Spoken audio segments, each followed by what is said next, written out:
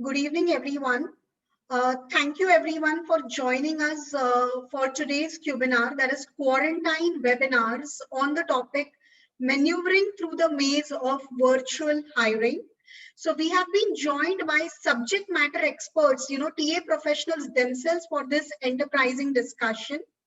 A note to the attendees who have joined us on YouTube that we will be conducting a Q&A session towards the end of today's discussion. So if you have any questions, please feel free to use the chat box on YouTube to share your questions. On your behalf, I will pose specific questions to our speakers. Alternatively, you could also send us an email with your questions. A brief introduction about creating values. We are an ISO certified management consulting firm and we provide strategic advisory services across industries. People and culture is our HR advisory arm. Technology and risk is our IT consulting arm. We also provide business strategy consulting, brand strategy consulting, and executive search consulting. We have been operational for 7 years and we have completed 225 plus projects. We have worked across more than 15 industries and we are proud to have a repeat order rate as high as 90%. If you have queries about any of our consulting services, either in HR, IT, business strategy, brand consulting, or what are the kind of positions that we can help you with when it comes to executive search consulting, please feel free to get in touch and we will be happy to walk you through our bouquet of services. Well, just a reminder, quick reminder about our upcoming webinar. Well, typically we do our webinars every Friday at 4 o'clock. The first exception since April would be the next week, which is 2nd of October. So we would not be conducting a webinar on 2nd of October. Rather, we'll be conducting our next webinar on 9th of October at 4 p.m. And I would request ID professionals, CXOs to join us because the discussion would be about impact and applications of data classification for enhanced data security. So kindly make a note of it and join us on 9th of October at 4 p.m. for this exciting webinar. Okay, so with that, without any further ado, let's start the webinar for today, which is maneuvering through the maze of virtual hiring. Okay, so today's panel discussion is about, well, as it is evident in the topic, it is about virtual hiring. The current pandemic has actually compelled organizations to change the way they hire. Adoption of HR technology and tools, they facilitate TA professionals to overcome challenges which are geographical or, keeping the physical safety concerns in mind. All of these things can be, can be provided aid with when it comes to technology. And it helps them improve the efficiency of the process. So we have been joined by TA professionals, as I've mentioned earlier. So we have with us Ms. Barkha Singh, AGM HR, Bhartiya Group. She's an HR professional with 17 plus years of experience and has been working closely with senior management and leadership team. She has handled diverse areas of HR related to strategic and operational HR, handling talent acquisition and planning, talent management, and learning and development as her primary responsibilities. Our next speaker is Mr. Nilanjan Mukherjee, DGM HR at Relaxo Footwears. He has about 17 years of professional experience. His diversified exposure encompasses HR strategy and process, talent acquisition practices and frameworks, performance management and enhancement, compensation and benefits, talent management, including training and development. We also have been joined by Ms. Shabnam Jaswal, Senior Manager for Talent Acquisition from Icreon Communications. She's an astute HR professional who's passionate about learning new things. Her key responsibilities include HR operations, compensation, compliance, team management, talent acquisition, and talent management with good experience in trainings. So it is my privilege to interact with these esteemed panelists and to moderate today's panel discussion. I'll be directing specific questions to our speakers from here on. So my first question would go to Ms. Barkha and then to Ms. Shabnam. So Ms. Barkha, in what ways has the current pandemic impacted your hiring process, both positively as well as negatively? Thank you, Sujata, for inviting all of us. And hello to all my fellow participants. All right, this pandemic has, given us, I would not say opportunities, but yes, in a way, there has been many opportunities, which we have been able to materialize also as far as the talent acquisition is concerned. So when we say positively, most of us are always, bothered about the cost factor, which is involved in the talent acquisition process.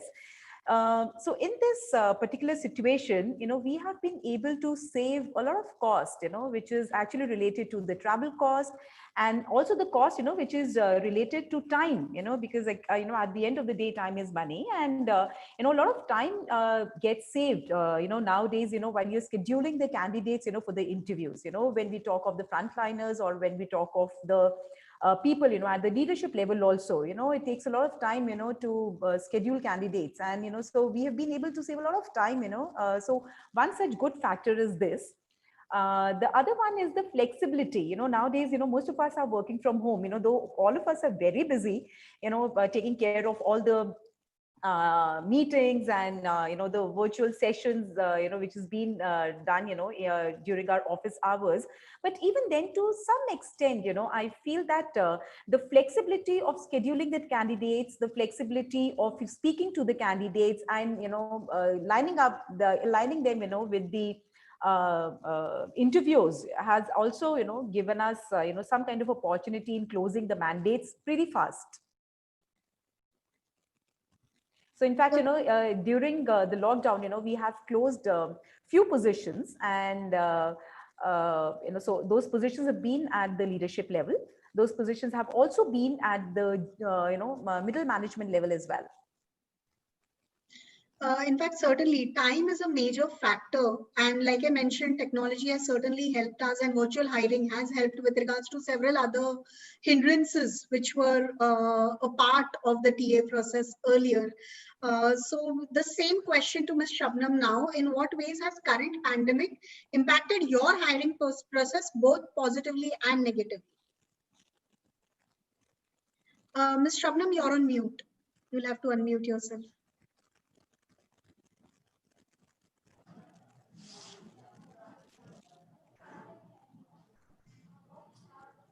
Yeah, I hope I'm audible now. Yes, yes, you are. Okay, thanks for having me here, first of all, and hello to all my fellow panelists. So, as we're talking about this effect of this pandemic on our hiring thing, what I see is that since we have been pushed into this, experimenting this post 100% virtual environment, now we all have learned a new way of working, which I think we never thought of earlier. So now we all know that 100% virtual system is possible, and it's actually working fine. This has blown off a lot of limitations that's like location constraints or cost of hiring has been brought down, low turnaround times for scheduling interviews, as Barkha also said. I totally agree with her. And earlier it used to take a lot of time in terms of planning the interviews, planning the candidate to call him over, for a face-to-face discussions and all. Now, since we're working virtually, everybody is easily available and they're over the Zoom calls, and things have been little smoother, and it's quite easy now. So these things are positive, but if it again has some flip side also. So if we talk about the flip side of it, we have the major challenge, which includes the validation of the candidates, basically. So in-person discussion, when we talk about, we all have the option to understand the candidate from other aspects as well. For example, we talk of the body language of the candidate, with the behavior and stuff like that. But interview timings now are restricted because we have limited scheduled timings for the calls, and we all are busy with our back-to-back calls because it's virtual, and we have all we have our own schedules. So that flexibility of extending an interview time is less now. But and the second thing is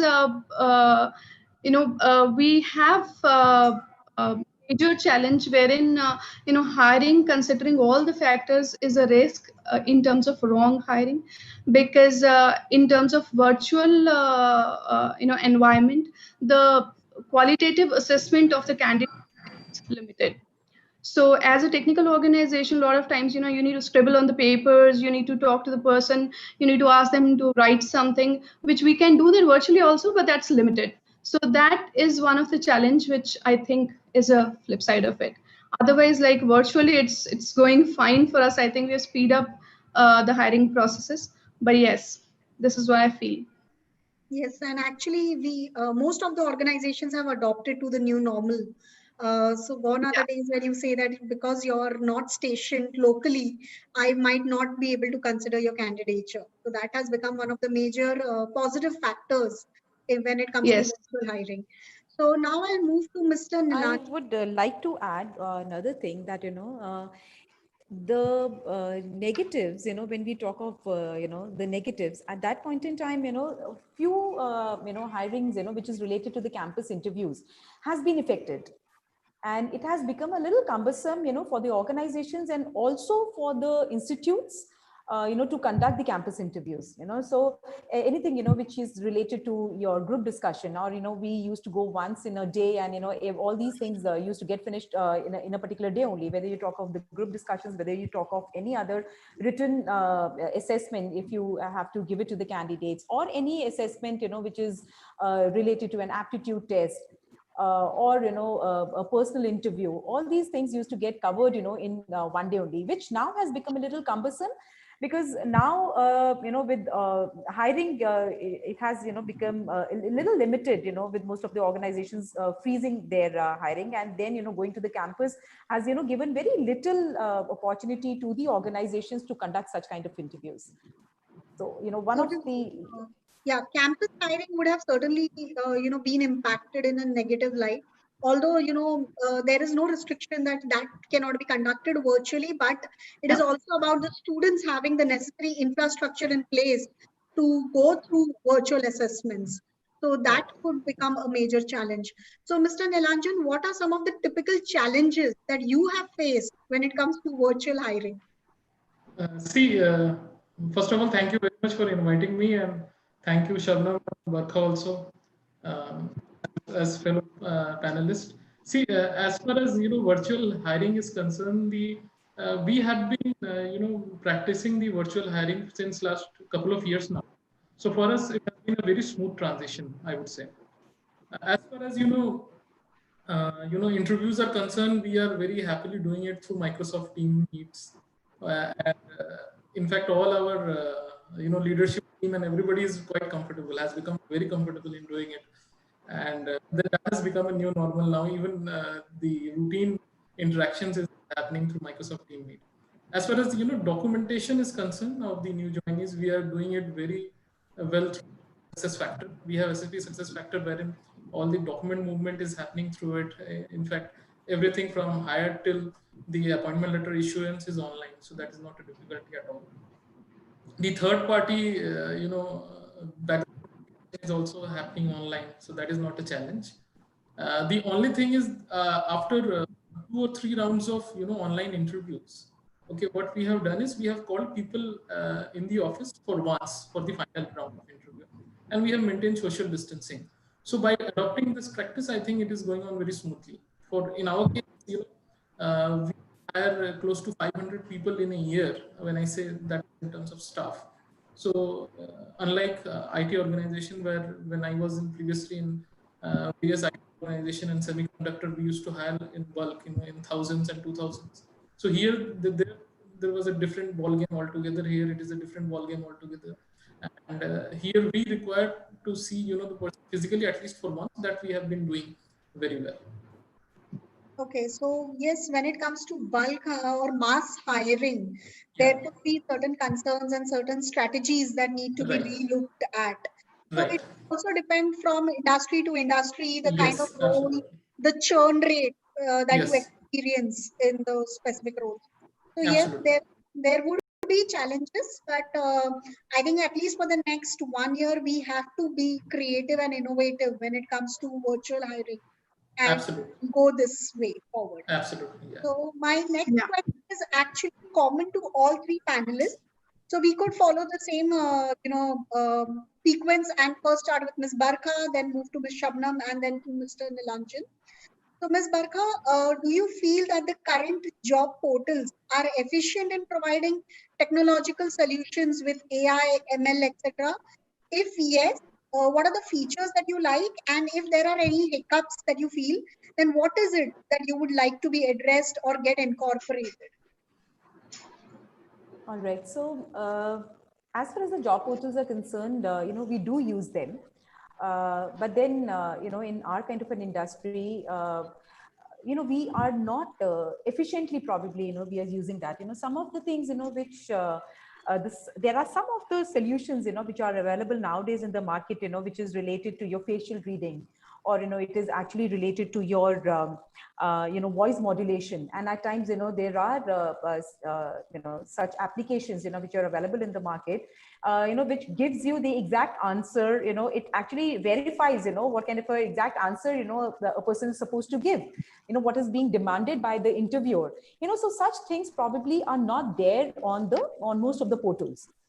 Which probably is the requirement of the organization nowadays, either when the interviews are happening, for remote locations, and also, for interviews, which is, related to the leadership hiring as well, because at that point in time, a few things, which an organization needs to assess, is how a person is culturally getting, fit in the organization. Is the candidate, culturally fit for the organization? So there are certain solutions, which are available in the market, which I have seen also, which comes to the rescue in the absence of these job portals. So when we do take many profiles from the job portals, but then few of these things are missing, in all of the job portals, I would say. So I guess, if these things are going to be available, people are going to use more of these job portals. Nowadays, we are going through the social media, we are going through LinkedIn, the other social medias are available for, for the hiring purposes. And then they are, much more efficient and cost effective also, when you, kind of do your ROI, so at that point in time, it is more cost effective, such kind of applications and such kind of portals. Great. So when it comes to job portals, what you're looking for is a more, advanced solutions, assessment solutions that are AI and ML driven to be integrated Yes. in the job portals itself. So that more like it should become like a one-stop solution for your recruiting or your hiring needs. Yes, more comprehensive, tool is required, for this. So earlier, probably, some of the job portals, they did have some of the features wherein, you could shortlist the people, you can narrow down your search, because, but then it is only till that point, but it is not wherein, you can assess the candidate culturally, you can assess the right fit, for the job, which is there. So Great. that is what, I feel. Okay, so Ms. Shabnam, your experience, your expectations when it comes to, technologically driven solutions with regards to job portals. Yeah, so am I audible? Yes, you are. Okay, yeah, so I would agree to Barkha. I think AI here is still developing in terms of job portals. It's not up to that extent that we can utilize it so much. But yes, I feel AI conducts the automated CV screening process, which is much more efficient for professionals in the HR department. Since they won't get bogged down in the CV review process, they have more time to nurture relationships with the candidates during that time. But I feel that there can be AI tools to gauge the preparedness of the candidates for the interview, his emotional intelligence or validation during interview, video interviews and all. Also, there can be some work done in managing the calendars and scheduling of the interviews, which will save recruiters efforts in time. It can also give the high probability of selection of candidates, like high probability of what candidates can be more fitting into the need based on their past work trends maybe. So these things I think I would expect more to come up, because these will help us more in terms of reducing our efforts and getting better results. Yeah, so ultimately people analytics is something that you would expect job portals to provide solutions for. So that Yeah. obviously, and scheduling assistant, yes, it is one of the major aspects or features that now job portals have started providing, They do solutions. have, yeah, they do have right now, but it is one-sided. It doesn't compare the calendars and fix up, a time which is available. It is like on the recruiters that they can, fix time and stuff. So it can maybe developed more a bit, but yes, to some extent it is there, but it can be developed more. Yes, and certainly people analytics is another facet or another aspect wherein organizations and HR tech companies all together are trying to invest their efforts to make it more Yeah. comprehensive. So the same, So yeah, what I feel is that, say, for example, if there is a candidate who is applying for that particular job, and that person is then searching about that particular organization or researching something related to the job he has applied for, if that can be studied, and on the basis of that, how prepared the candidate is, or how serious the candidate is about that particular job which he has applied, that will give some, more inputs in terms of, the efforts of the candidate in terms of going for that particular role. sure. So even the sincerity of the candidate and the Yes, preparedness, what needs yes, to be because done. that shows it, that how much interest you have. Yes. Yeah. So, Mr. Nilanjan, for you, do you feel current job portals are efficient in providing you technological solutions? And what are the features that you like? What is it that you would want to get incorporated? Okay. See, I have been recruiting since years, and from day one, I am using job portals.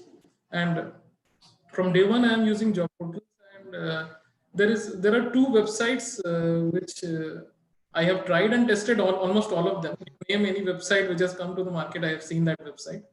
I have used that website. So Naukri and Monster is something which is the most prominent, of the websites. I have been personally using Naukri, which is the undoubtedly it is the primary, hiring tool right at this point of time. So what I can tell you is that they don't have this facility of AI and ML at this point in time. What they have is what they call it as star candidate. So in the star candidate concept, whenever you do a job posting, there are numerous applicants who respond to you, and then they are further classified into 1, 2, 3 rating star applicants. And invariably, I have found that those who are rated 3 and above, especially the 4 and 5 ones, are those who are most suited. Okay, so this is how Naukri is helping their users. Number one. Number two is I have also witnessed one of the portals which is very very useful, and that is PeopleStrong's Alt Recruit. So PeopleStrong's Alt Recruit is actually designed and developed by HR professional, and it is very very useful for people of Indian hiring, those who want to hire people in India, because it takes care of each and every minute step which all the Indian companies are doing. So including the end process, which is sending the heads up mail to IT and admin for visiting card, for laptop and everything. Each and every process is digitized. So I have found that to be extremely useful. Not only that, it also has a it also has an option wherein if you are already having subscription of, let's say, Naukri, if you are already having subscription of Monster, LinkedIn, any other social media platform, once you put your job description, okay, the system has its algorithm, and it will send you, provide you best of the candidates from all these 4 5 places, be it social media, be it job portal, be it even from the Facebook also. At times it provides you the best of the candidates, number one. Number two, it also gives you at the top right hand side, it provides you the percentage matching from JD versus that candidate's profile. So I have done a thorough research and found it to be very very useful. Now I also have got an opportunity to see, test, feel, and then react on AI and ML tools. Okay, so I would not like to name the those vendors because they might feel offended, but Maybe the features you could come yes, up yes. with. So I have seen chatbots and chatbots are the best and the top companies which they came and they offered us a trial package. And there, what I saw was that the chatbot was not as far as HR questions was concerned, the questions were taken from us. Okay. And when you respond to the chatbot, first, there is no people to people connect, although it might give you an appearance that as if somebody from my recruitment team is interacting. Okay. But the moment, let's suppose if you are asking a question that if you're asking a sales guy that how many distributors you appointed last year, okay, the moment the answer is anything which is it recognizes only 12 or a numeric as a number. The moment you write either TWEL 12, it will throw you some other answer. It also does not recognize figures such as crores, lakhs. Sometimes, wherein in India you are more habitual in talking in these figures. Okay, so it understands probably millions, billions, trillions in this kind of a fashion. So there are limitation, and wherein the person who is responding, the probable candidate, he gets to know that I am not talking to a person, real person. It is a chatbot actually. And the moment you ask any question which is not there, which has not been informed to the website, it will tell you that I will inform you later or something like that. So it gives an impression that you are not talking to a real person. Now, coming to artificial intelligence, which Ms. Barkha was also telling that nowadays there are various websites which claims that once you ask a question, they will give you an answer by reading their face, by voice modulation. Okay, it will give you a MRI, which is called match ranking index. Okay, match ranking index I have tested it for more than 2 weeks. Okay, and then I have realized that it is in very, very primitive stage, and there is no positive correlation that whether this person will be in actuality will be successful in the role and all. So I have tried and tested, and I found that that was not relevant at all. So yes, as of now, there is a limitation that all the big job portals must come up with these features. If not on immediate basis, but slower, sooner they have to come up with this feature, which will help us in the long run.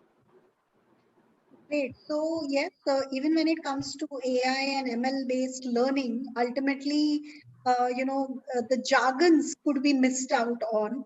And imagine a baby bloomer typing in BWT and not and it's unaware that it's actually by the way. Yeah. Then So chatbot will not realize that in majority of the cases, unless it is a very advanced chatbot. Those chatbot which are linked with CRMs, customer relationship management, or let's suppose those which chatbot which people use in BFSI, banking, financial services. There after years of working since last 5-6 years, those chatbots have become very mature. But as far as recruitment is concerned, since majority of the companies are not using it, so maybe it will take at least 4-5 years down the line when the chatbot will also become very intelligent, because when the coders will write algorithm basis it, so then it will become smarter. But as of now, it is very primitive stage. Yes, so ultimately it is machine learning. So the more Yes. it is posed, the more it is used, is where it will learn and pick up and understand absolutely. what works for a specific geography. Right. That could be one of the major factors. And another way to promote this is that you offer these services for free. If the job portals, will offer these services for free initially, okay, and then people get used to it, and then there will be a demand which will come. Otherwise, the demand is very less likely to come on an immediate basis. Okay, so complementary services can be offered so that at least, first of all, to generate a demand. Yes, to generate a demand for it. Yeah. Certainly. I think Ms. Shabnam is facing some technical issues. I'll just ask one of my colleagues to get in touch with her. Meanwhile, let's proceed with our next question, which is for Ms. Barkha and then to Mr. Niranjan. So, Ms. Barkha, the biggest concern in virtual hiring is to qualitatively assess a candidate. How are you tiding over such challenges? And are you using any technological solutions for the same? All right. No, so that's a very valid question. When we say that how to maintain the quality virtually. So right now, if I were to talk about the quality of hiring, it starts, from the very beginning of, screening the CV, so we have our own process of, maintaining the quality of hiring, much before, we interview the candidates, so there are many parameters, surrounding the quality, of hires, which is being taken care of, from the start of, from the very start, when we get to know about the particular position, and then we start, working, backwards to, backwards. As far as, some technology is concerned, we per se are not using any technological measures in doing that. But yes, a lot of behavioral analysis, a lot of psychometric, tools are being used in order to ensure that, the quality of hiring in terms of the aptitude test or in terms of the behavioral things are being taken care of. So we use, many tools like, PI, Savills, for various levels of hires within the organization. To maintain that qualitative aspect of it. Of course, while virtually, we have, as I was telling you that, we have on board many people at the leadership level, during this lockdown. And, we went ahead and, we did the onboarding also, virtually, wherein the people have not been able to travel, but the people have not been able to probably join, but then since we needed their, their expertise, for the business, we have, done the onboarding virtually. We have started working with them virtually as well, because ours is a business, which is into manufacturing and which is also into the urban spaces, real estate and all, so we've started working with those people, at the same time, maintaining the quality aspect of it. So when you talk of the leadership hiring, maintaining quality at that point in time, the skill set, of course, can be assessed, qualitatively, but then when it comes to some softer skills, or when it comes to a skill set, which is related to your behavioral skill set and, which is actually required at the leadership level, it is where, when we have, when we resort to some, these psychometric and behavioral tools. And, fortunately, this has, helped us a lot, in hiring and in maintaining the qualitative aspect of it. Sure. Thank you, Ms. Barkha. So, Mr. Nilanjan, see, as far as the qualitative hiring is concerned, nowadays there are various, partners who are just a call away whenever you need any qualitative, help from them. So as far as campus hiring is concerned, there is a body called CoCubes. So CoCubes is the body wherein, you just tell them the campus, they will organize everything. Okay, they will organize all the written test, aptitude test, everything online. They will give you a dashboard. And in that dashboard, you can talk to just the top 10 or 5 people. You can do a Microsoft Teammate online and you can put them quickly on board. Okay. Now, in our case, at this point of time, we are this year batch is joining the IIT batch and, the diploma engineer, graduate engineer, that batch is joining in the month of October. For next year, as far as we are concerned, we have not gone for campus. As far as the sales profiles are concerned, for example, anybody who is a sales officer and above, we are doing Thomas International's PPA, personal profile analysis, that is done online. Okay, so that is online, that is done online, and they have a concept of role-based, role-based human job analysis. So first we need to call their consultant, we do a human job analysis. In human job analysis is nothing, it is actually, this is their job description. There are certain competencies which are required for superior performance. Okay, so they analyze that this particular profile, what kind of things will be required in this kind of profile. Okay, and then once a person gives a PPA test, personal profile test, which is nothing, it is just an assessment, and no, in PPA what happens is that Thomas believes that entire population is divided in DISC, the dominance, influence, steadiness, and compliance. Every role has a different, for example, a person who has high dominance will be very successful in sales. A person who is compliant will be successful in finance or quality related jobs. So they do an analysis. So once they have the human job analysis and the PPA, they match both, and then they tell us that whether this person will be the right fit for the role. So for the sales, that is the wholesale team, and for the retail sales team, we use that. Okay.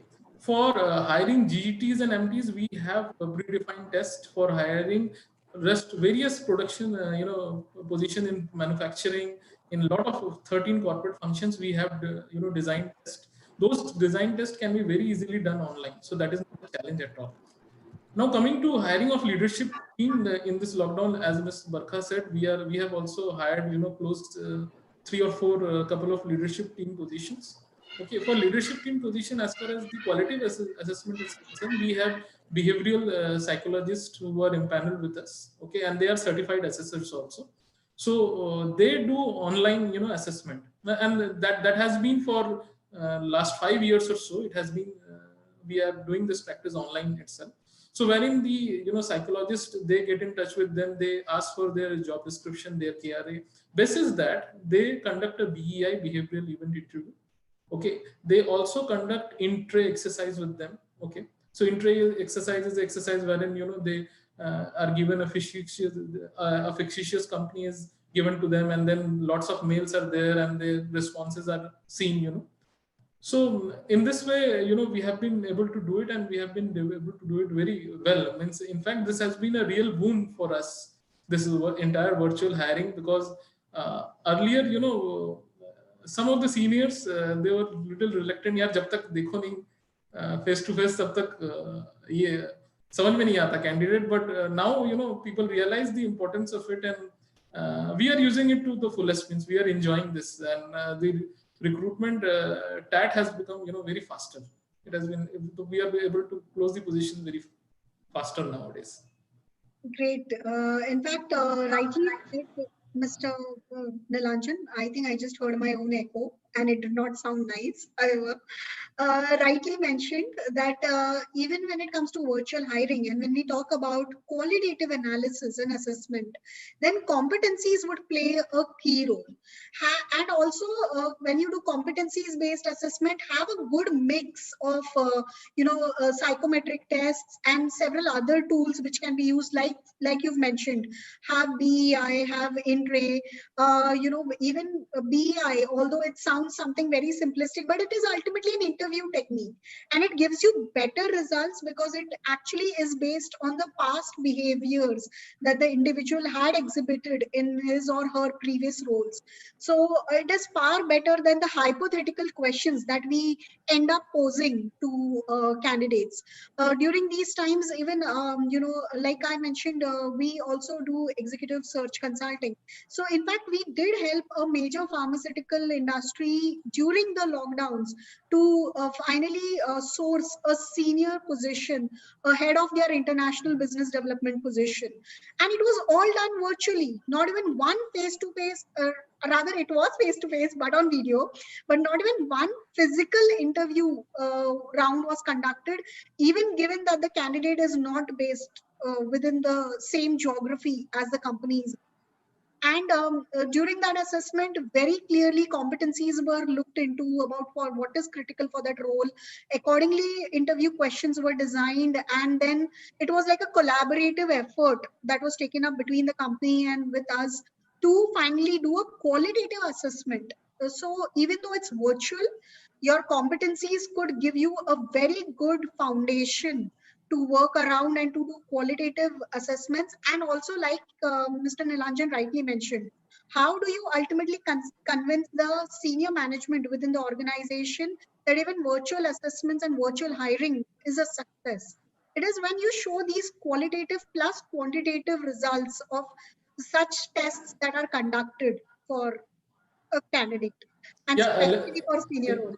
Yeah, I would here like to add that in few cases in past, we have not listened to what our behavioral expert and certified assessor has warned us against, and we were wrong actually. So what we see during the interview is just a tip of the iceberg. And many things which you cannot understand in half an hour or 1 hour or 2 hours interview, and that is where these things play a very critical role. In fact, some of my previous organizations, which are also owner-driven organization, Indian organization, even there, the leadership team, the owners are now reaping the benefit of it, and they generally say that where is the qualitative assessment, and I cannot interview this candidate before asking, because those softwares also give prompt questions, so those questions actually helps people to get the right answers. Yeah. So this is going to be a very, very effective tool in future also. Yeah. Yes, in fact, there are studies and researches which give you a scary statistic that people blatantly lie on their resumes. There are Yes. blatant lies. So if Yes.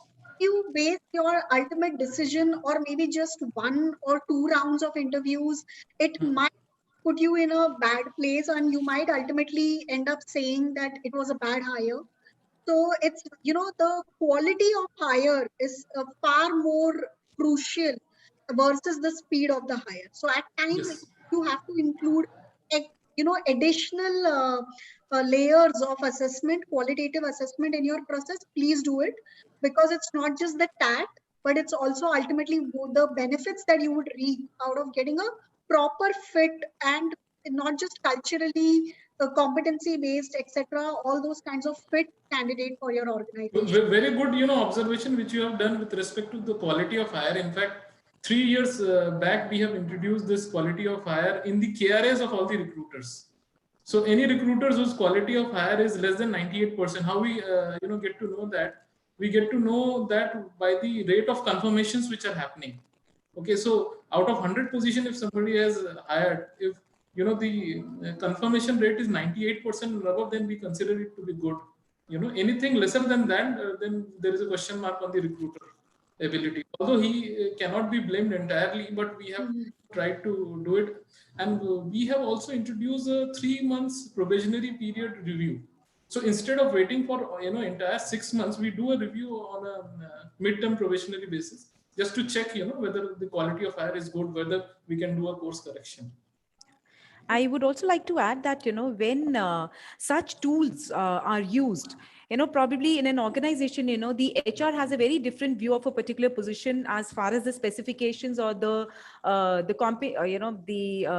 candidate is going to be concerned, and then the reporting manager, the functional head has a very different view of the expectations, from the candidate. And then, once the candidate overcomes all these people, the HR interview is cleared, and at times in the functional interview is cleared. At that point in time, in a promoter driven organization, the promoter has a very different expectation, from the candidate.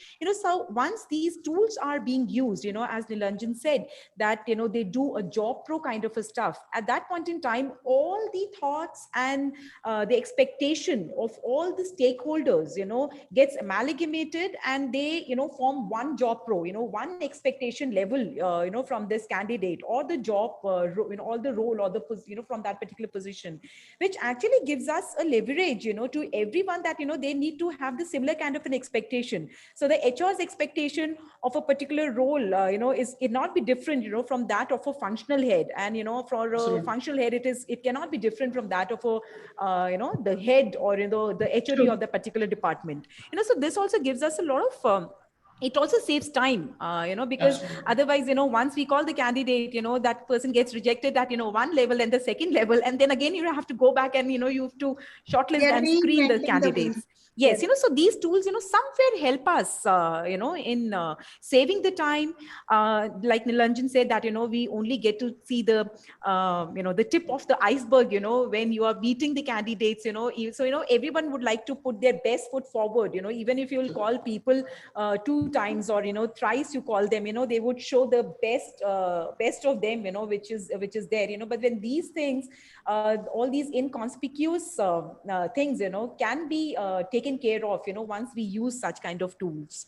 Certainly. And that is why I was mentioning, in fact, it's it's very nicely mentioned by both the speakers. It's about the tip of the iceberg. So ultimately, even if you look at it, ultimately what lies below the water level or the surface level. So it is the KSA, the knowledge, the skills, the abilities, and that is why the competencies, if you define them, they come in handy, Because that's a common understanding of what are the role expectations. So there is a very famous saying that, hire the right attitude, the skills can actually be polished. So, so those things, can actually be assessed with the help of these tools. Certainly. So, in fact, I would also like to add that it is not only KSA, now it is Kashvattam, that is knowledge, skills, attitude, then values, and motive. So all these things can be, identified only, and we have to start from the basics. You will not believe, Sujata, in some of the cases, what I have found is that whenever a new position has come, and especially if someone, let me give you an example.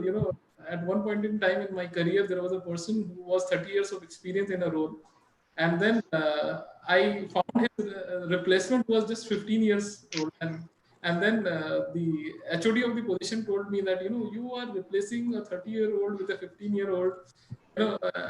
So I told him that you cannot replace an apple with an apple.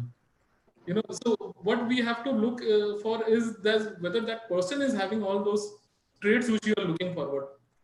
Many times you will not believe that recruiters don't do the basic thing, and that is to recheck, re-verify the job descriptions, because the job description which might be there in your database, might be 1 year, 2 year, 3 years old, and in between there might have been a job reshuffle, and if you don't correct the job description, you will not identify the right resource, and you will not know the answer that he is getting registered, because many of the HODs cannot express themselves.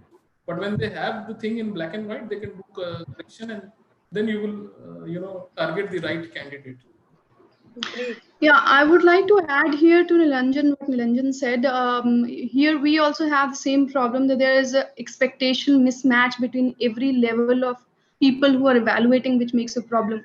And yes, there are standard JDs basically which are made, and they are there in the repositories, and whenever there is a position up, we go to that repository, we pick that JD up, and recruiters go around that only. But here at IQN we have this very good practice wherein whenever there is a new RF raised, we conduct a small meeting between all panel members who are involved in recruiting that position, and we re-evaluate the entire JD which is there in the repository, so that we can update it as per the position. Because every time we are in an Indian system, so people have their own gut feelings also when they evaluate a person. So what we do is that whenever there is a position, we go back to the JD, we have a discussion, and we update that JD as per the requirement. So we don't go by the standard JDs, because every time as per the new project or different project, there is some or the other change. Although the skills might remain the same, but expectation somewhere, somehow it changes. So we go for that. Also, as you said earlier, that you have some reviews during the probation also. Same way at IQN, we also do a 30, 60, 90 days of review once the person is hired, which is a two-way communication, not just from a review of the candidate, but it's also from the other side. We ask the new hired person also that how he is feeling and what is his feedback about the person he's working with, the manager he's working with, the team he's working with, how he's liking the system and stuff like that, because that also creates an aura around it in terms of how he's performing. So those things helps us a lot in terms of fitting him into the system, because we have to do some kind of hand holding whenever there is a new person in the system, and that also helps us in evaluating ourselves that whether we have hired a right person or not, which I think helps us a lot in terms of getting the best fits in.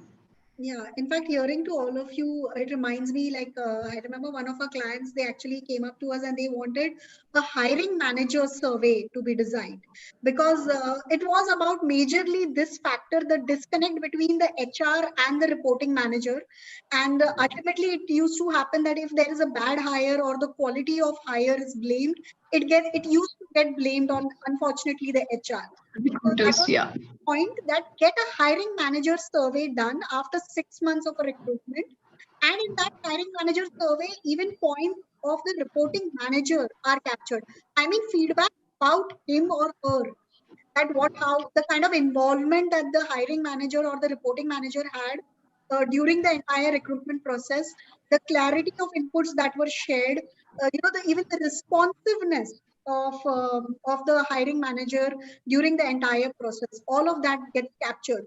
So these ultimately would pave the way of ironing out the common problems that happen. Obviously, there might be novel problems that come up, but at least the common and repetitive issues should get fixed.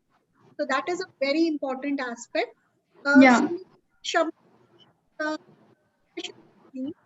uh, what are some permanent changes that you foresee in the way the companies hire or will hire? Um, Yeah, post this pandemic, I think for now we have adapted this new virtual system very well, and we've got used to it for a while now. So I think we are more prepared and future ready. Although all the organizations are now prepared and future ready for this kind of situation, and we know that this function works. It's working for everybody almost who's equipped with it. So going forward, I think companies will be more flexible. They will be more open to virtual environments. They will be more open in terms of accepting the solutions from the recruitment people or HR people in terms of doing things virtually. We have overcome a lot of hiring restrictions like location constraints, as I said earlier, availability of the people, etc. So I think this is going to remain in our DNA permanently now, and it's going to affect the entire recruitment system going forward. It's not just about how companies and HRs have adopted when it comes to virtual hiring. When we were talking Everybody. about the revision of JD, rather, I think now for every role, people will start putting in tech savvy as one of the competencies Yes. you would need for any and every Yeah. role. No, I Yeah. would like to So add even here. Yeah. So sorry. please, Shabnam, go on. Yeah. Yeah, so even the small kids these days, even 3-4 years kid who's doing an online class knows how to use Zoom and how to do an online class, and we all are tech savvy. So yes, this is there in the system now. But then it is also industry centric. The manufacturing true. organizations, Yeah. like ours, we do face some challenges in this respect. Because when you are hiring the blue collar workers, when I say blue collar workers, they're not just typically a blue collar worker, but then yes, like for example in our industry, which is a fashion industry, when you're you are out hiring the technicians or the sample the pattern masters and all. At that point in time, they have to be physically present in order to take some kind of a technical round. It has to be taken. So without taking that technical round, we cannot go ahead and hire them.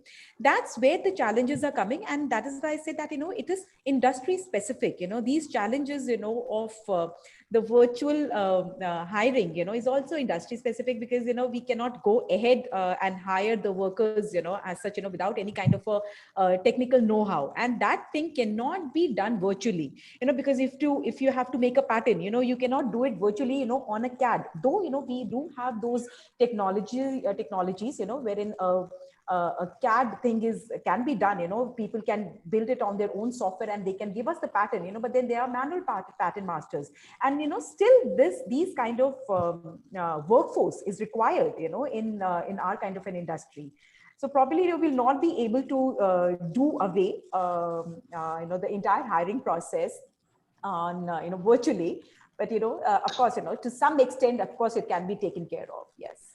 I recall a very interesting incident which happened with me 16 years back.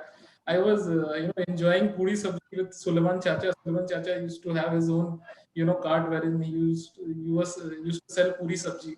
One day when I was having that, young boy came and he said, "I have heard that you need help." And he said, "Yes, I need help. So how much are you going to pay?" He said, "I will pay you 9,000, a place to stay, and 3 meals."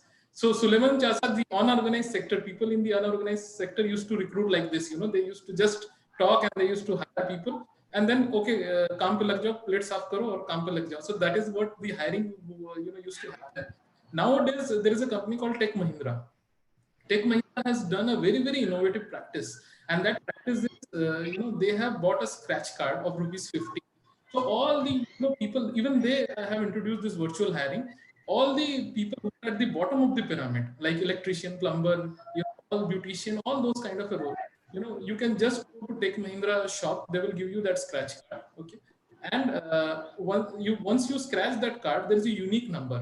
You call at their call centers. Their call centers have, you know, more than 15, 20 people with, and they, those agents have, you know, various languages. They know English, Hindi, Bengali, Odia.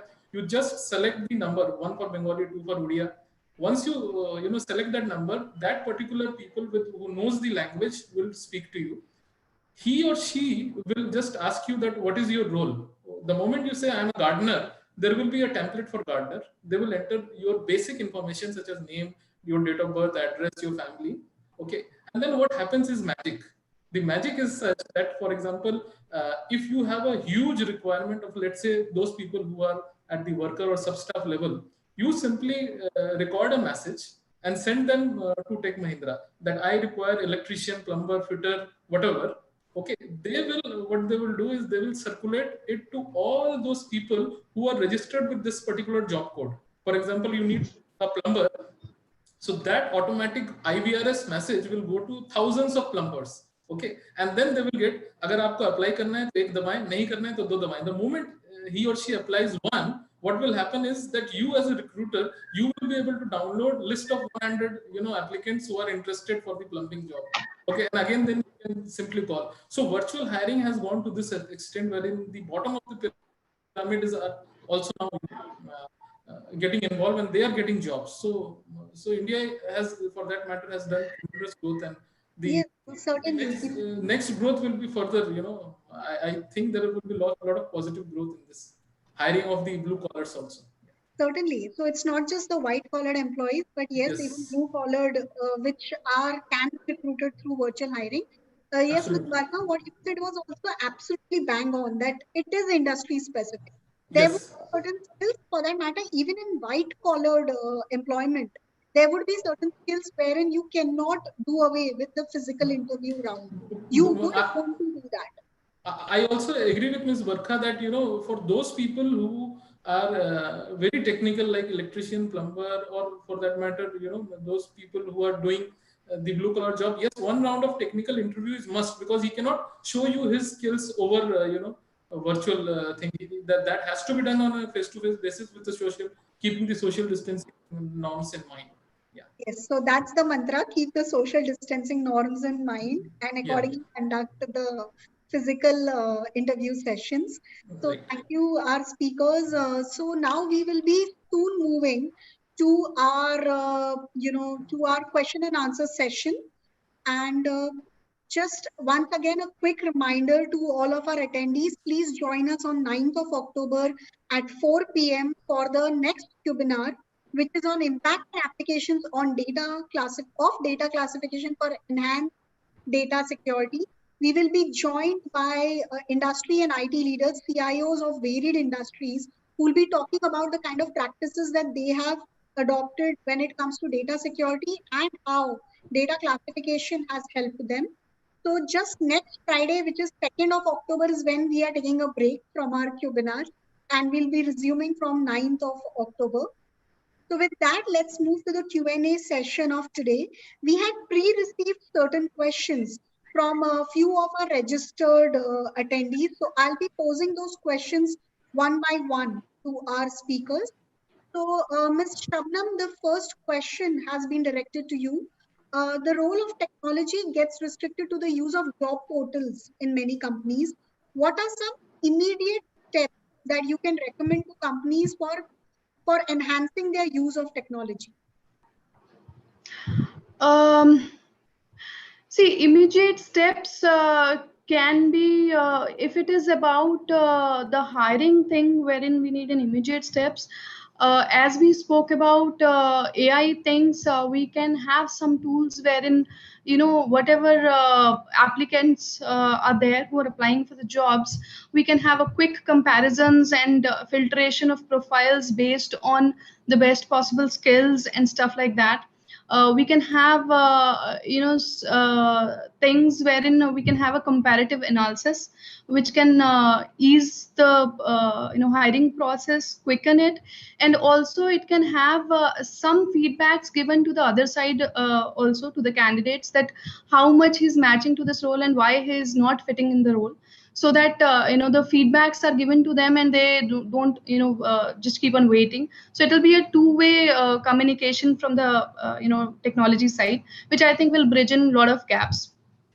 Sure. In fact, it's always said it's used as a joke many times, but it's an unfortunate joke that suddenly the entire recruitment process becomes like a black hole for candidates. They really don't know where their resumes and their applications went, what Exactly. happened, and They keep on waiting, and because they're not aware of the other side of the table, because a recruiter might be getting, say, 2,000 applications, and he might not be able to respond to all of them, but he gets on to quickly review it and select maybe 10, 15 out of that, and talk to them and close it. But the people who have applied, they are somewhere waiting for some response. So yes, that's true. Yes, so ultimately we need technology, especially there are some solutions already in place, like have a good ATS in place, invest in a good ATS, wherein some automated messages and They're feedback. standard responses. Yes, they're Yes, standard responses, but those are acknowledgements majorly, or these are responses wherein a recruiter is putting some action to it. If you're reviewing the resume and you're putting a shortlisted or maybe clicking on a rejected kind of a option, then it goes as a response to them. But there might be a situation wherein the recruiter is not going to that CV at all. So then that person is not there might be a auto response in terms of acknowledgement wherein we say that thanks for applying for this role and stuff like that, but that's not the feedback actually. So yes, it's there. yes. So I understand what you're saying, that and it's it's very crudely termed as there's too much noise in the market, and it's both ways. It is applicable for employers as well as candidates. When it comes to employers, they face the issues that there are too many applications which may not be quality or best fit applications. And then when it comes to candidates, it also happens that there could be too many job openings which are similar in nature. So that is where, when it comes to employers, you have to differentiate yourself, especially in when we are in current times wherein virtual hiring has taken the front seat. So we have to, employers have to think about how do they build a great candidate experience, even virtual. Yes. It is Yes. very imperative. Sometimes you Yes. realize that if the candidate that you wish to shortlist or have shortlisted is already comparing offers, then ultimately that individual's experience with your company would become his deciding factor, his or her deciding Yeah. Yeah, factor. that's true. Employers need to be very wary of the fact that they have to invest and build a great candidate experience and use technology to help them through this process to whatever extent it can. Yeah, that is why initially I said that there should be something which can evaluate and share some inputs in terms of how interested the candidate is in the position he's applying for. Okay, so intent again comes into picture. So that's a good thing. So Ms. Barkha, the next question to you. What are the top 3 pros and top 3 cons with regards to virtual hiring? Yeah, I guess, we are going back to the first question, which you had, which you made. From an attendee's perspective, so Yes, okay. When we say that, what are the advantages? The advantages are, all three of us spoke about the flexibility of scheduling the candidates. We have, we also spoke about saving the cost, which is directly related to the travel cost, and which is also related to the cost, which is somewhere, saving the time, are some of the advantages. When we talk of disadvantages, Shabnam also spoke about the body language of a candidate, So, today, all of us are, virtually connected. And what we can see is, only the half, only the faces, of the people, but then not the body language, the way we walk, the way we sit, the way we shake hands. How confident is one person while facing the interviews, how confident is that person, or how the person is not confident, cannot be assessed, through virtual, interviews. Then again, one of the disadvantages is also that, probably the skill set, assessing of a skill set of a technical person cannot be done virtually. Like I have, like I pointed out, in terms of the, the blue collar workers, it cannot be done. One of all the again, the mass hirings cannot be done, virtually. Probably, you would like to call, many candidates, so that is not possible. In case you have to hold a group discussion or organize a group discussion during the campus interviews, that is, where the setback definitely is going to be.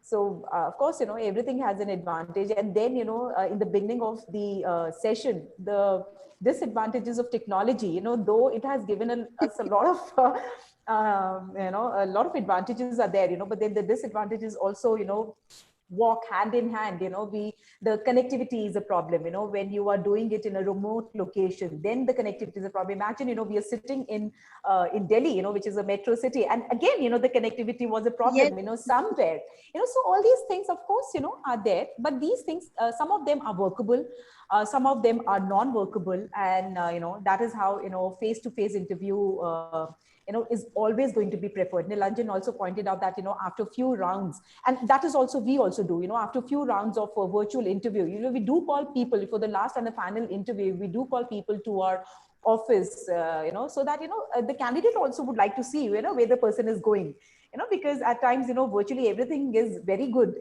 but then when you actually face the music, at that point in time, people are not able to take that. And that's when, the wrong hirings of, the blame of a wrong hiring, as you rightly said, Sujata, somewhere comes on to the HR, right? So we have to face the music at that point in time, so there are certain advantages, and of course the disadvantages are also there. Certainly. In fact, one recommendation, which is a very basic recommendation, but I would like to give to the extended group that might have joined us and who would watch this panel discussion a little later, is that maybe your initial screening round, it could be telephonic, but post that, please move on to video interview, even though they are virtual, but move on to video interviews. I'll give you an example. One of the candidates that I was interviewing recently, it was interesting that the candidate thought that he's super smart, and I might not be able to catch him to what he was doing. Is that I asked him a technical question, and very smartly, because only this part was visible, he started typing. Obviously he was Googling. So, and he really thought that he was that smart that it would not get caught. And I had pointed out to him that please do not type in. First of all, it's not just the sound of the typing, that maybe you could mask it. That's another thing, but that's not the point. The moment you try to give an answer which you're trying to read out versus an answer that interviewers do catch these body language cues. And that is why video interviews are very important when it comes to quality virtual hiring. So that is a very basic thing, a very hygiene thing that needs to be taken care of. So with that, I'll move to my next question, which is for Mr. Nilanjan. So Mr. Nilanjan, do you feel that issues such as ghosting of candidates has now increased when it comes to virtual hiring? See, I have, we have 3 years back, we have introduced a concept called offer rejection ratio. Earlier they used to be, but now we have, since last 3 years, we are practicing romancing with the candidate. So what is romancing with the candidate is the concept of 5555. So within 5 minutes of your, discussion of offer, the offer letter should be rolled out within 5 minutes. Then within 5 weeks, the candidate should join. Okay, and then you will have to handhold this person for 5 months. Okay, and in order to ensure that he or she stays with you for 5 years.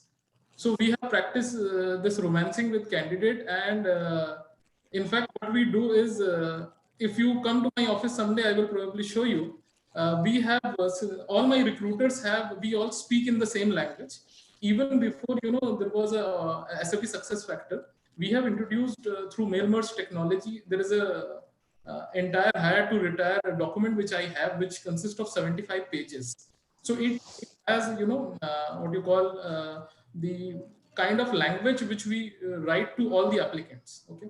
And what I also practice is that the moment I have released an offer letter, okay, I also remind myself through MS Outlook calendar that every Monday I again talk to that person, that what is going on, and I have separate mailers for you know, interacting. I hope your handing over, taking over is going on smoothly.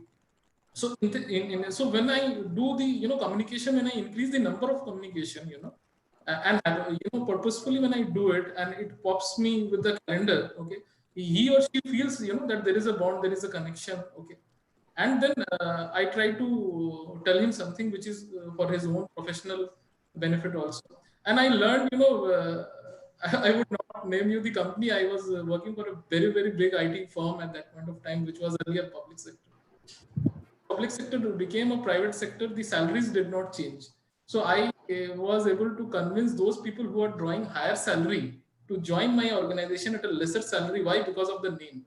And then I used to tell them, आपके CV में सब कुछ है, but नाम नहीं है, मैं आपको नाम दूंगा. So these are the kind of, you know, dialogue and which we people are, and there are many people who says कि, you know, कि recruiters जो होते हैं वो sales वालों से भी ज़्यादा गोलीबाज होते हैं. So we are having that kind of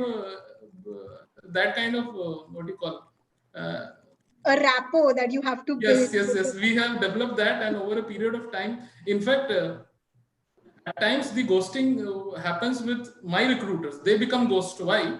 Because I tell you frankly, because you know what happens is there are 3-4 probable candidates whom you think that ये तीनों में से कोई एक select हो जाएगा. Up the moment, you know, the candidate gets rejected in second round or third round, recruiters, you know, he loses the interest in that candidate. किया तो select नहीं हुआ तो मैं उससे क्या? So in fact, at times recruiter becomes ghost rather than the candidate become ghost. You know, ghosting is a philosophy wherein all of a sudden, you know, that probable candidates stop answering your calls, stop. So this is does not happen with us, and I have informed all the recruiters that, you know, whatever, be it positive or negative, the feedback must go to the candidate. At least to the, like Ms. Shabnam said, you know, that initial stage it is very difficult to answer each and every applicant who has applied to you. But yes, the moment, you know, discussion and talks have started, we make it a point that for whatever reason, if the candidature we are not able to, you know, get through, we must communicate that to the candidate. Another thing which, you know, the candidate should also realize is that, you know, the recruitment is a philosophy of 6 C's. So first is credential. The first and foremost is credential. Then comes the caliber. Then comes the compensation. Then comes the culture. Okay. Then comes credibility. And finally comes the commitment. You know, so this is how it is power of 6 C's which happens. So many a times people think that I am God gifts to mankind, why I was not selected. So it is not like that. There are many other candidates who are, you know, far better than you.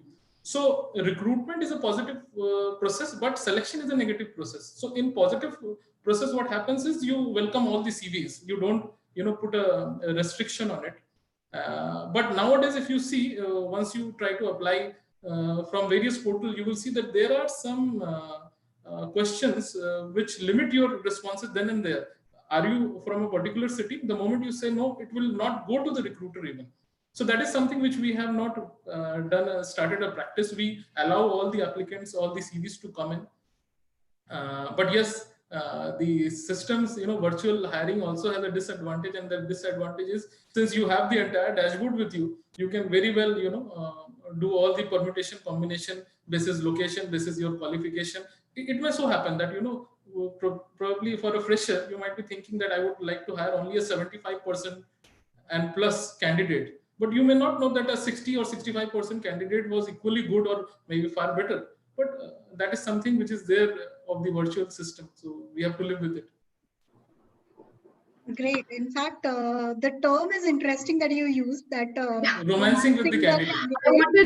I wanted to say that Nilanjan, nice term used, romancing with the. I would like to add here the way you said we also do the same, but apart from this, we extend the referrals, like we extend the positions to the probable recruits or the people who have been offered. We waiting for them to join. So every week we connect with them. We call it a recruiters connect, and we extend the positions to them that we have these positions with us, so you can refer. So that way is it's a mode of it's a topic.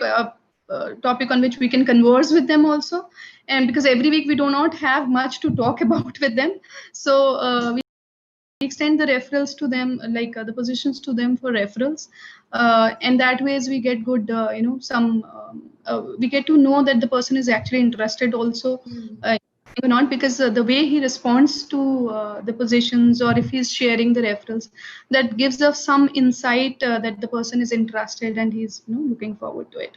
Yes. So In ultimately, fact, what we have also introduced is, for the leadership level position, the moment somebody gets, the offer, my HODs, they, on a random basis, anytime during the day, they just call that person and ask for a professional advice.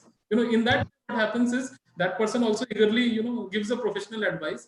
It means majority of the time the HOD already know what the advice will going to be, but it is just a way of Point to interacting converse, and to keep the discussion alive. keep the person warm. Yeah, Yeah. and in some of my friends' company, what I have observed inappropriate terms being used here, but when you use, at times when you use uncommon words, people try to remember that for a long period of time. So yeah. So for the benefit of the larger audience, the terms that they are using, it ultimately, if I have to put it in an HR jargon, it is candidate engagement framework. So it is okay, ultimately so keeping your passive and your active candidates engaged. So not necessary that you should always give them an update on the job yeah, itself. It could be anything else. It could be, and like Ms. Shabnam has mentioned, it's an interesting thing that ask your prospective pool to give you more prospective candidates for other profiles. absolutely, Yeah, absolutely. interesting thing to do. With We that, got a little emotional, like we got into the recruiter talk. but the session is for the recruiter talk. So it's all good. Yeah. Yes. So True. that brings me to my last question for the panel today, and this question we'll keep it common to all three panelists. So we could start with Ms. Barkha. Ms. Barkha, what are your top three needs from either external consulting partners or from an online job portal that will help you with effective hiring? Right. From the hiring partners, one thing, which I would expect is, to know the position well. So when we are discussing about a particular position, one should know about the inside and out of that position, so they should not only be related to the position itself, so there is a history to a position, and then, there is a history to the organization. They need to know the entire package, when they speak to the candidate, because they are the first, they are the people, the first point of contact is the hiring partner, between an organization and the candidate, right? And it is probably, I would say, I would use a word duty, a duty of the hiring partner to, to make a kind of a perception in the minds of the candidate, and that to a right perception, not in a negative sense, a right perception about the organization, because at that point in time, the candidate trusts the hiring partner.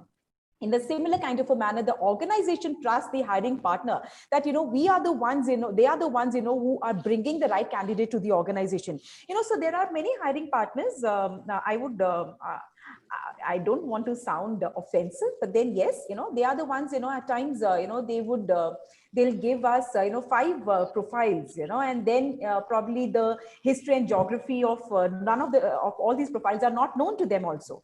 But then, so I would request that I would definitely want that only 2 profiles are shared, but those profiles should actually, be the right fit, for the organization. So these hiring partners should know the culture of the organization also.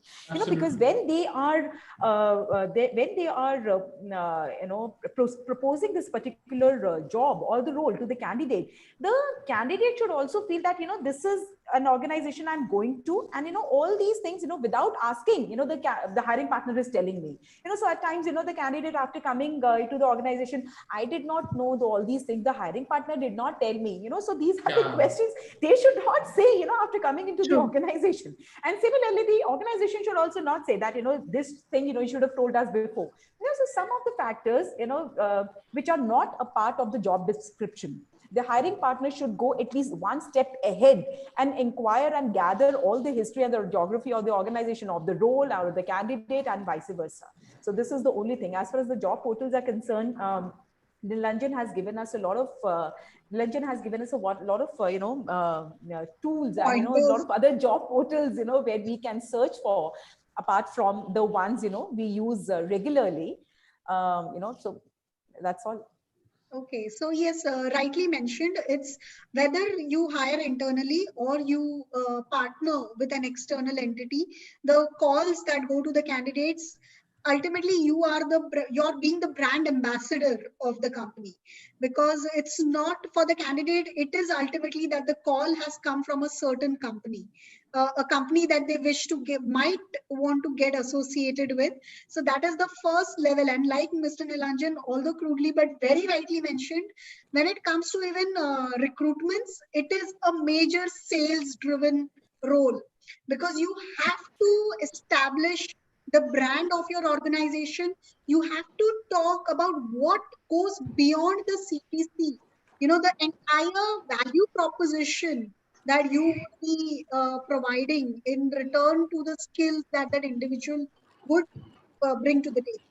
So that is an important factor. Thus, the compatibility between the organization and the external consulting partner becomes important, and it is a major plus if that company knows the employer's cultural the way the organizational culture is, what works, what doesn't work.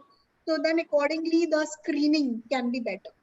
So the same question, Ms. Shabnam, to you, anything that you expect or would need from external consulting partners or from job portals? Apart from intent. Sorry? Apart from intent of the candidates. Sure. So, just 1 second, Ms. Shabnam. Actually, Ms. Barkha has a meeting that she has to attend to. So, Ms. Barkha, you can leave this meeting. Anyway, this is the last question, and we'll be wrapping up in a couple of minutes. And it was wonderful interacting with all of you. And I hope that, we keep in touch offline as well. Thank you so much. Thanks a ton. Take care. Bye-bye. Yeah, bye. Thank you, Ms. Barkha. Yes, Ms. Shabnam, please. Yeah, so these recruiting partners are actually our extended arms who are helping us out in filling up the positions. So as our partners, since we call it partners, they should first of all understand for whom they're working. Because a lot of times what I've, again, no offenses as Barkha said, what I have observed is that the partners who are working for you, they themselves are not very sure of the organization they're working for. They don't research much about what you are as an organization, because on our behalf, you are selling our name outside. You're going to the candidates, you're talking to them, you're representing us. So if the candidate, whenever you have the first talk with the candidate, that gives them the impression of the organization. So you, when you're representing our organization, you should know about the organization and you should be confident on it. So most of the times what I've observed is that, they'll take a write-up from us saying that you give us some description about the organization, and it's a set, email draft which they send out. Now it is left to the candidate whether he or he doesn't read it, or he understands it or he doesn't understand it. So it should not be that way. Their focus should not be on the number of CVs provided. As Barkha very rightly said, it's not about the numbers of CVs you provide.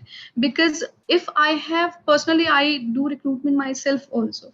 So it is more of a pain for me to go through your sent 10 CVs and reevaluate those CVs and give you 2 shortlistings out of that. It's better for me if you give me 2 CVs, but they are actually, you are confident on it and they are fitting into the entire need. And but for that, you as a vendor has to understand the need correctly. So it should not be, a lot of times what happens is that even the good names who are there in the market, they they have the trend that they'll give 4 or 5 CVs and they'll push those CVs to you, that these are the best, you just close in it. But this is not how it works internally. You have multiple levels of interviews, multiple level of screenings, and there are other challenges internally, as we talked about them earlier, wherein you have mismatch between the expectation of people evaluating at different levels.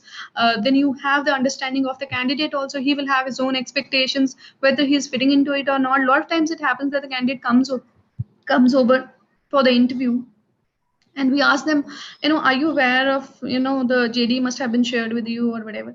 So he is completely blank.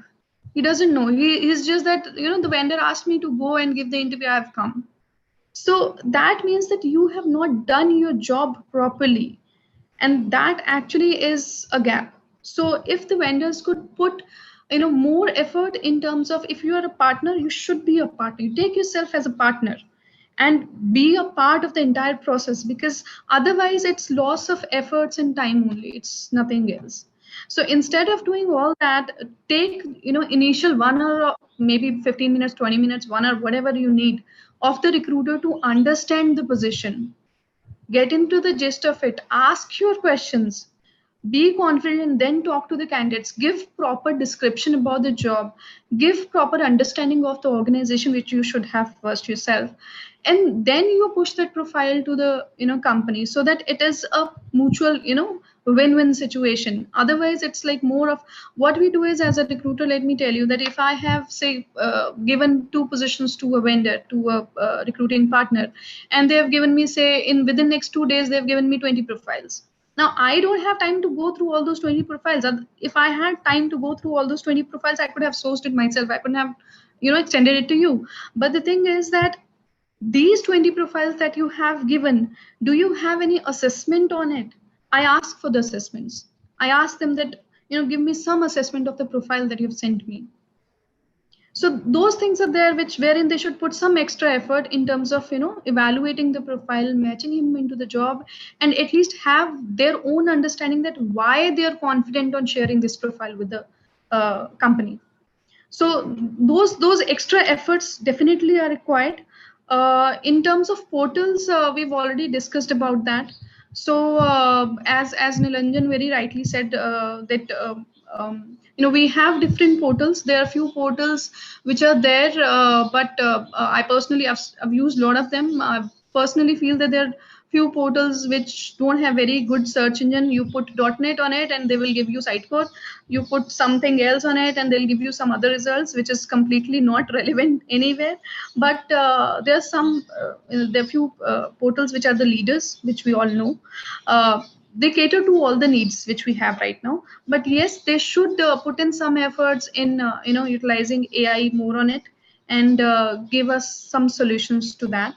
We're already getting some, like Naukri has RMS and stuff like that, but it is on a very initial stage, as Nilanjan also said. It's on a very initial stage, so it needs to develop a lot.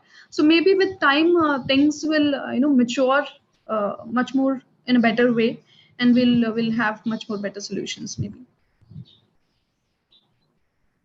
So ultimately, it is the quality of the applications that you receive, even from the recruiting partners end, and not the speed that you, obviously, in 20 CVs in 2 days is not your ask. But even if you get 5 CVs after a few days, which are worthwhile, would save a lot of your. See, we are like, I represent an IT company. So in IT company, you have all the software skills in the market, and you have a lot of CVs in it, you get a lot of CVs. But as a recruiter, even if you are like a company recruiter, corporate recruiter, or you are a consultant, like a external party partner recruiter, any which ways you should have the capability to analyze when you talk to the candidate that how capable he is in terms of technical things. You may have, a small questionnaire wherein you can have few questions and list it down and ask them and, check on their confidence and things like that. But you should come up with more better things. So giving an assessment, a summary of behavioral versus some functional insights that Yes, about the definitely. candidate profiles that are being shared. So yes, one very good tip that you shared is that yes, recruiting companies should always understand that it's better to have a questionnaire which is handy so that apples can be compared with apples and not apples and oranges. Yeah, So that is one of the. here, I would also like to add Sure, one thing, please. and that is that at times, because I belong to the recruitment fraternity, so our fraternity also needs to understand, that we will have to involve the partners, not inform the partners. So how the involvement will happen? The involvement will happen when I will call them to my office and I will tell them the story behind my organization. So there is always a story of struggle, a story of growth, a journey of growth. The bad times, good times. When you tell them those stories, they feel a bond, a connect. Number one. Number two, arrange a factory visit, arrange a facility visit. Arrange an interaction with the immediate supervisor of the role whom you're trying to hire for, because there are a lot of things which are because the culture is all about unwritten codes, so that culture you will be only able to write down on after interacting with the boss. For example, the boss who is recruiting or trying to find a person may be a very analytical person, so he might assume that the person who is coming will be a mirror of me, who will be very good in analytics. Now that analytics part is nowhere in the job description, nowhere in the KRS, so that the partner can only understand once he or she has a face-to-face meeting. So involve the partners and not inform the partners. That is my key mantra for this. Okay, that is a very interesting thing, and thank you so much, Mr. Nilanjan, because you've taken an ownership from from the employer's front, even from the Yeah. organization's front, Yes. for such a crucial thing. So, with that, any other points that you wish to add when it comes to your expectations from the job portals or the external recruitment partner? Yeah, one thing which I would like to add is, that we create in our organization and in my previous organization also, every individual has a different way of making a CV. Some CV would be education oriented, some experience oriented, some skills oriented. It is the duty and responsibility of the recruiter, the in-house recruiter primarily, to create a top sheet on every CV. So once you create a top sheet which has name, age, qualification, what is the place of residence, the highest qualification, that top sheet will, once you repeatedly show that to the head of the function, that gets encoded in their brain. Okay, and the screening happens very faster, and it is the job and responsibility of the in-house recruiter to pass on the same top sheet to the partners also, so that what happens is the CV comes from the partners also, it also comes in the same fashion, because everybody will make their CV in a different format. But that top sheet which is encoded in the brains of the HODs, okay, when they will find the same thing from the partners, the selection will improve. And ultimately, it is the responsibility of the in-house recruiters also that if you have empaneled a partner, their success also to some extent lies with you. So unless and until you help them with the similar format, because they are your extended arms, so whatever you expect from the in-house recruiter, you will have to replicate the same with those. And at times, if the external partners have some format which you feel you can adopt, then you should also quickly adopt that. So this is my suggestion, because they are extended arm, so the selection will improve in such a case. Thank you so much, Mr. Nilanjan. In fact, rightly said, all CVs come in different formats. But then the top sheet that you mentioned, we call them the candidate assessment sheet. The Yes. sheet that we have developed a terminology internally. Right. Yes, it is ultimately a summary, because what Yes. are the top things that the reporting manager would want to know about the individual? Like Shabnam also pointed out that if you send me 20 CVs and if I would have the time, then why would I have forwarded those CVs. But the reason of forwarding and asking you for help is that you will, ease my burden. So I need kind of an assessment, and for that, the top sheet as well as the assessment, okay, is something which is absolutely required. Yes, so maybe even a simplistic Excel sheet which has a consolidated look of all the candidates, and every individual profile's candidate assessment sheet, which gives you summary and insight about what are the things that are beyond the resume, the CV that has been shared. So these are some of the very simplistic and yet very effective tools that can ease decision making. So that is something that external partners as well as internal recruiters should make a note of. So with that, we are close to a wrap of today's panel discussion, despite the technological glitches that we faced at the starting of the panel today.